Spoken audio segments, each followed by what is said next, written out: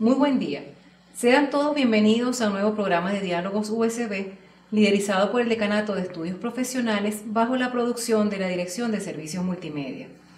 Quien les habla, María Gabriela Gómez, decana de Estudios Profesionales, tiene el inmenso gusto de contar con la presencia como invitado en este espacio del profesor Carlos Leáñez, quien pertenece al Departamento de Idiomas de la Universidad Simón Bolívar y con quien estaremos conversando sobre la importancia del conocimiento y dominio de una segunda lengua. Bienvenido, profesor Leáñez. Hola María Gabriela, muchísimo gusto de estar aquí con ustedes.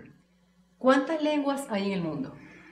Bueno, en el mundo actualmente hay, según los estudiosos, entre 6.000 y 7.000 lenguas. Sin embargo, la posición de esas lenguas en el mundo es muy distinta. Valga decir sencillamente como dato que en 12 lenguas se produce el 90% de las riquezas del mundo y que el 6% de la población del mundo habla el 99% de las lenguas del mundo. Es decir, la mayoría de las lenguas son portadoras de pocos hablantes y de pocas posibilidades de generación de riqueza. ¿Por qué hay tantas lenguas? Hay muchas lenguas, ha habido muchas más lenguas. En otra época había alrededor de 14.000 lenguas, digamos, alrededor del 1500.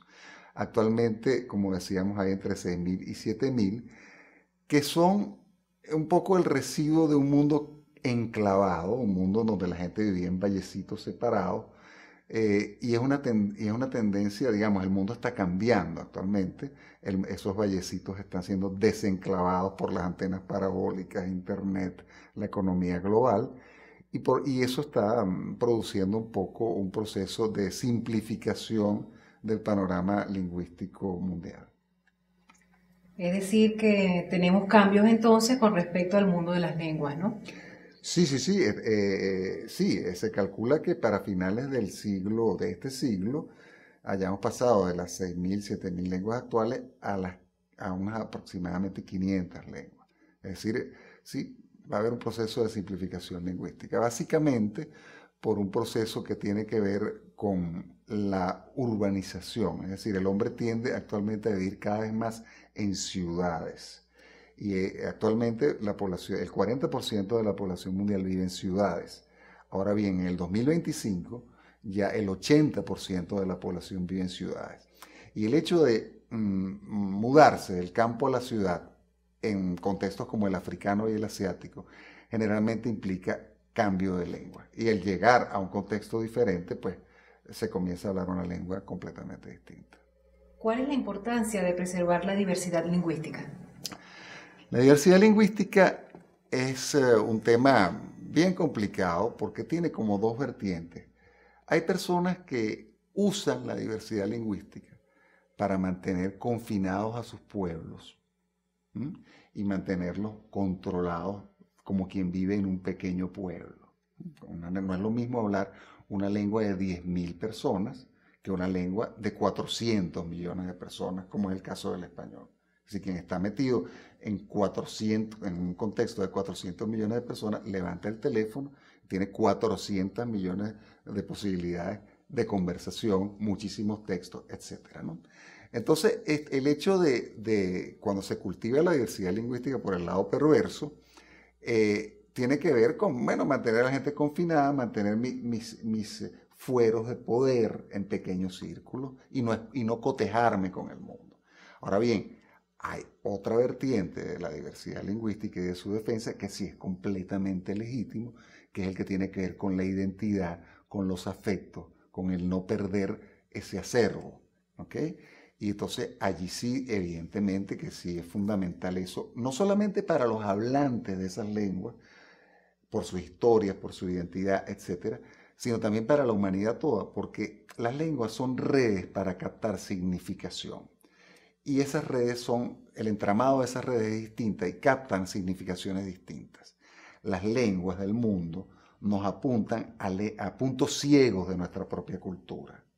Entonces, en la medida en que tenemos más lenguas, tenemos más marcos referenciales y mayores posibilidades de aprender el mundo de manera más cabal y con más ángulos y más conceptos. Como profesor del Departamento de Idiomas, ¿Cuál es el problema o inconveniente de ser monolingüe desde su punto de vista?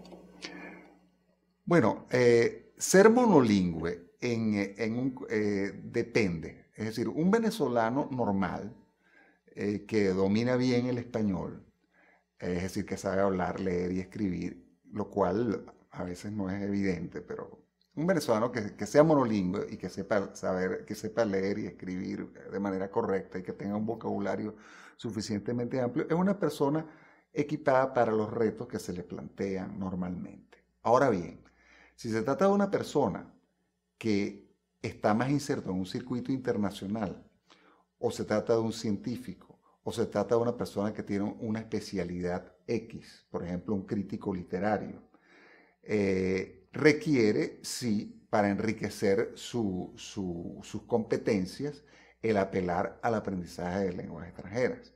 Por ejemplo, una persona que esté metida en narratología, por decir algo, en una disciplina literaria, es muy importante que hable francés.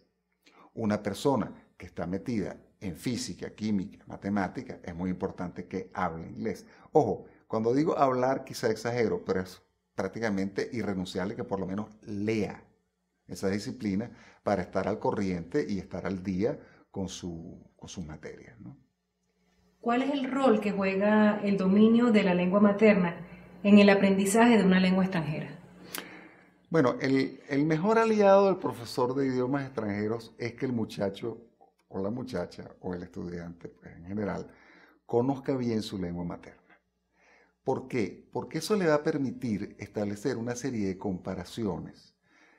Una persona, por ejemplo, que tiene un vocabulario amplio en su lengua, una persona que sabe lo que es sujeto, predicado, tiempos verbales, etc., va a aprender más fácilmente la lengua extranjera fuera de su contexto. Los estudiantes que aprenden lenguas extranjeras en Venezuela lo aprenden obviamente fuera de su contexto, lo aprenden in vitro, en laboratorio. Entonces, en la medida en que el profesor puede invitarlos a análisis lingüísticos y ellos por el aprendizaje que hicieron formal de la lengua materna pueden hacerlos, pues encuentra una gran ayuda. Cuando un profesor, y además en la medida en que tienen un vocabulario amplio, también encuentran una gran ayuda, considerando que las lenguas más aprendidas en Venezuela son el inglés y el francés, que son lenguas muy cercanas al español en lo que se refiere a su léxico. El 49% del léxico del inglés proviene del latín. Y bueno, el francés es una lengua latina. Entonces, realmente el tener un vocabulario amplio ayuda mucho. Finalmente, ¿cuál es la importancia que tiene el programa de enseñanza masiva del inglés en la Universidad Simón Bolívar? Bueno, el programa de enseñanza masiva del inglés de la Universidad Simón Bolívar en el primer año es en el contexto lingüístico actual el contexto lingüístico actual mundial, absolutamente irrenunciable. Es decir, nuestros alumnos requieren poder leer textos científicos, técnicos en inglés. Lamentablemente, la enseñanza del inglés en la escuela primaria y secundaria, básicamente la secundaria, en la mayoría de los institutos de enseñanza es bastante mala, muy deficiente. Por lo tanto, no podemos nosotros contar con que nuestros muchachos van a poder leer textos clave para su disciplina, y entonces tenemos nosotros que indudablemente darles las claves para que ellos al cabo de un año puedan acometer lecturas de textos que van a ser indispensables para ser unos profesionales perfectamente al día en su disciplina.